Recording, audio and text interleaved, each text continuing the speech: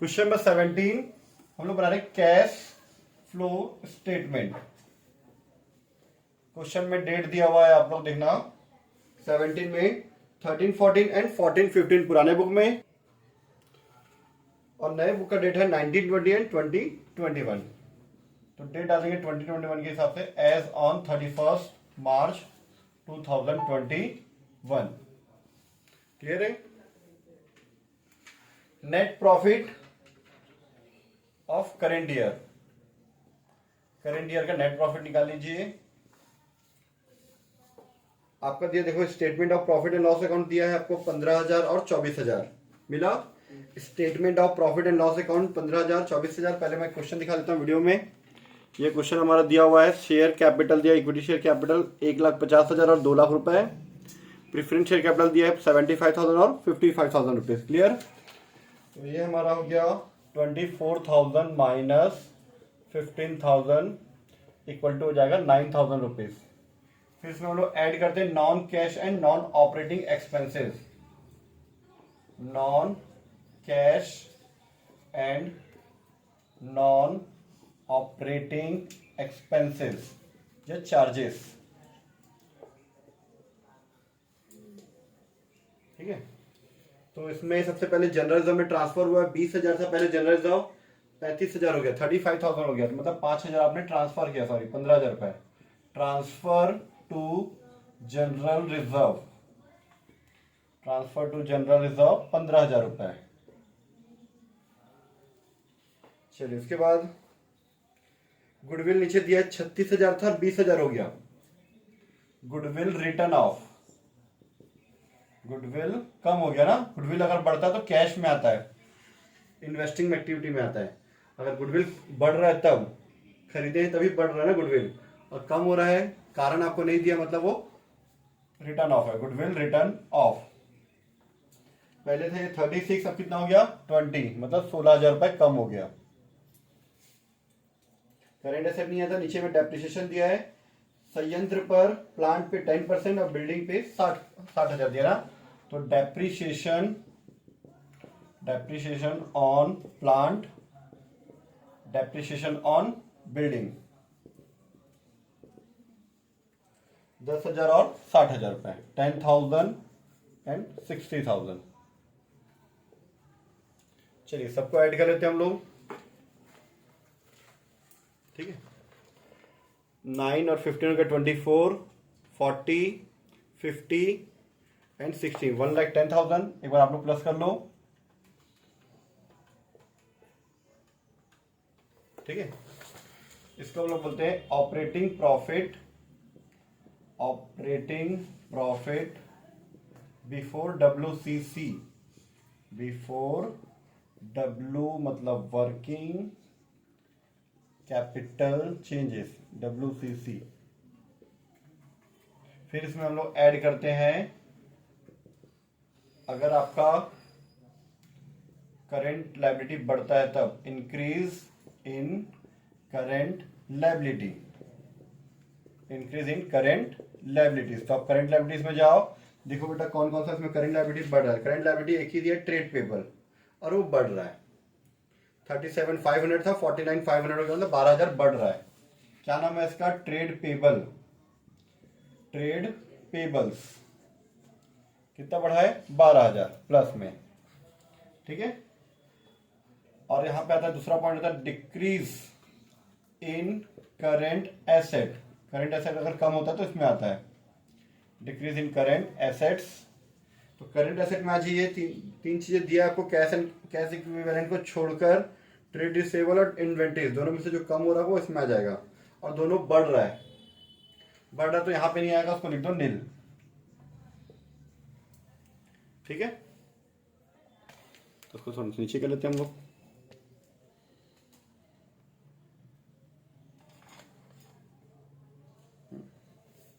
Less, जैसे increase in current asset था, decrease in current liability,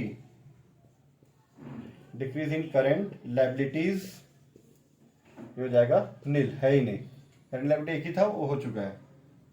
increase in current asset, increase in current assets. तो current asset आपको दो to दिया हुआ है, ट्रेड रिसीवेबल और इन्वेंटरीज दोनों बढ़ रहा है। आप लोग निकाल लीजिए ट्रेड रिसीवेबल कितना बढ़ रहा है, ट्रेड रिसीवेबल्स कितना बढ़ रहा है बेटा, 35,500। लेस है तो माइनस का साइन डाल दिया, ठीक है। नेक्स्ट है इन्वेंट्रीज, कितना कितना बढ़ रहा है ये, 5,000। ये 5,000 माइनस में, इसमें से इसको ऐड कर दो और इस दोनों को माइनस कर दो, 69,000। तो इसको दोनों को ऐड करेंगे 1,22,000, 22 में से इसको माइनस करता आ जाएगा 81,500 रुपीज आपका आंसर आएगा। ये आ जाएगा हमारा प्लस में आंसर। तो cash net cash flow from operating activities, net cash flow from operating activities, ये हो गया हमारे ए पॉइंट का आंसर। अब हम लोग स्टार्ट करते हैं B point, cash flow from investing activity, investing activities. अगर डेप्रिसिएशन के अलावा कम ज्यादा हुआ है प्लांट और बिल्डिंग, तो हमको उनका वर्किंग नोट बनाना पड़ेगा, तब पता चलेगा कि कितना आपने सेल किया, कितना बढ़ा है, ठीक है। तो बिल्डिंग देखना 80,000 दिया हुआ आपको पिछले साल का, आपने 60,000 रुपए डेप्शन लगाया था। तो 60,000 डेप्शन लगाने के बाद आपके पास 20,000 बचना चाहिए। 80,000 में आपने 60,000 रुपए डेप्रिसिएशन लगाया है, तो आपके पास 20,000 बचना चाहिए, जबकि है कितना आपके पास 60,000 रुपए बचा हुआ है यहाँ पर। इसका ये मतलब है कि आपने 40,000 का नया खरीदा है। इसके लिए हम लोग वर्किंग नोट बनाएंगे कि 40,000 कैसे आया, लास्ट में वर्किंग नोट बना लेंगे हम लोग। बिल्डिंग परचेज या purchase of building, building purchased 40,000 रुपए खरीद रहे, तो पैसा आपके पास जा रहा है माइनस में, बेचेंगे तो पैसा आएगा प्लस में। प्लांट प्लांट था 40,000 का, आपने 10,000 डेप्रिसिएशन लगाया, तो आपके पास बचना चाहिए 30,000 का, जबकि है कितना 1,00,000 का। तो 70,000 का आपने प्लांट खरीदा है, ठीक है। क्लियर है ये। प्लांट जो है आपको 40,000 रुपए दिया हुआ शुरुआत में, 10,000 रुपए नीचे लिखा है डेप्रिसिएशन, 40 में से 10,000 माइनस करने के बाद आपके पास 30,000 रुपए बचना चाहिए, जबकि है कितना 1,00,000 रुपए। तो 70,000 रुपए ज्यादा आ रहा है ना, मतलब 70,000 रुपए आपने खरीदा है। प्लांट परचेज दोनों का वर्किंग नोट बना लेंगे। मैं यहाँ भी शॉर्टकट में लिख सकता हूँ, बट शॉर्टकट में लिखने का नंबर नहीं मिलेगा, ठीक है। अगर ये क्लास 12 के बच्चों का होता, क्लास 12 के सिलेबस में भी है, तो शॉर्टकट मार लेते हैं कुछ कुछ क्वेश्चन में, है ना, क्योंकि उनको 5 से 7 नंबर 8 नंबर ही मिलता, से ज्यादा नहीं मिलता। 6 या 8 नंबर का जाता है उनके में, ज्यादा नहीं आता, तो उनको ऐसे ही बताना पड़ता है उनको। उनका मैक्सिमम 6 नंबर रहता है, 4 या 6। चलिए ठीक है, नेक्स्ट हो गया और कोई एसेट्स। गुडविल ऑलरेडी हो चुका है, करंट एसेट तो इसमें आता नहीं, तो हो गया कंप्लीट हमारा। दोनों को प्लस कर दो, 1,10,000 रुपये माइनस में आ रहा है, 1,10,000 आपका माइनस में आ गया, ठीक है।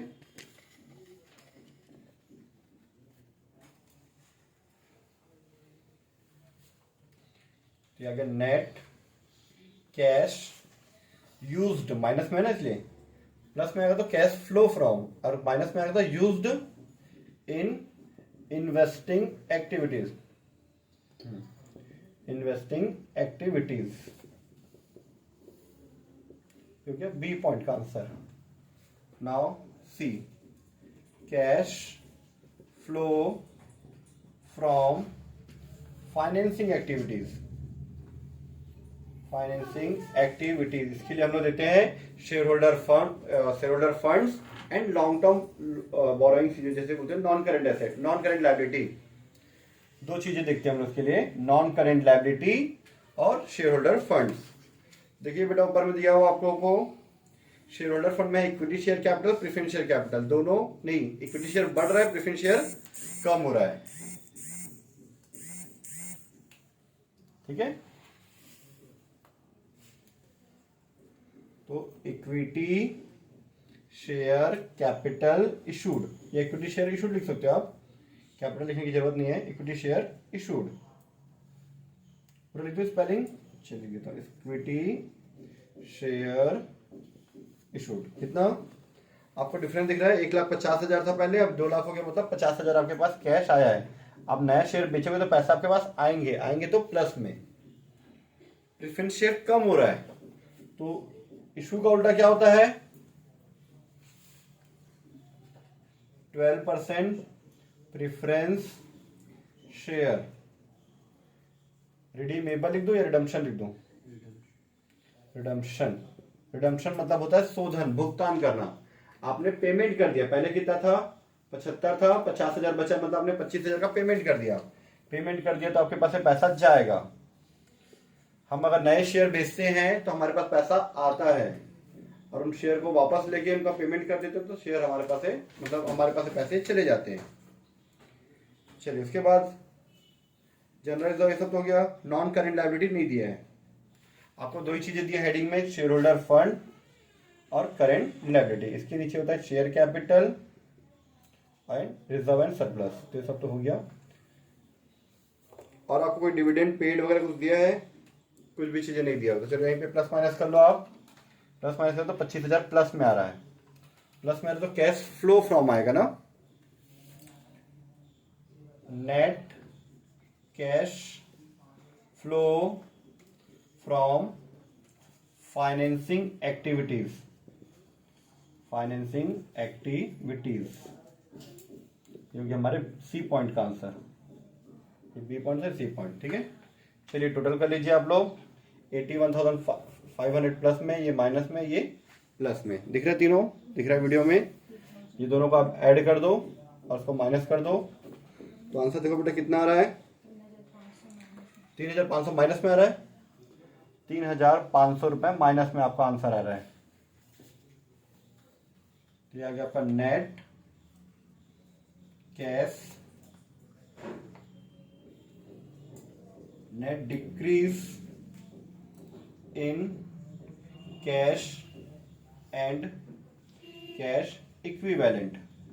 कैश एंड कैश इक्विवेलेंट में इतना कमी हुआ, 3,500 रुपए साल भर में, ठीक है। ऐड कर दो उसमें, साल की शुरुआत में हमारे पास कितना कैश था उसको हम लोग क्या करेंगे? ऐड कर देंगे, ठीक है। Cash and cash equivalent at the beginning of the year. Beginning of the year कितना था बेटा? 12,500 रुपए। ये 12,500 रुपए था, 3,500 में माइनस करके कितना आ जाएगा आंसर? 9,000 रुपये आपका आंसर आ जाएगा, ठीक है। तो थोड़ा सा नीचे कर लेते हैं या पीछे कर लेते हैं हम लोग? चलिए पीछे कर लेते हैं। ये आंसर आ जाएगा आपका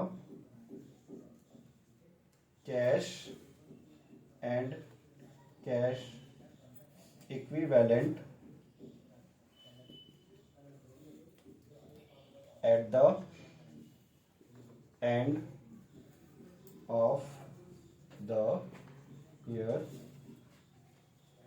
9,000 रुपये, ठीक है। थोड़ा सा इसको नीचे कर लेते हैं, 9,000 रुपये। ये आंसर यहाँ पर और ये बिगनिंग वाला यहाँ पर।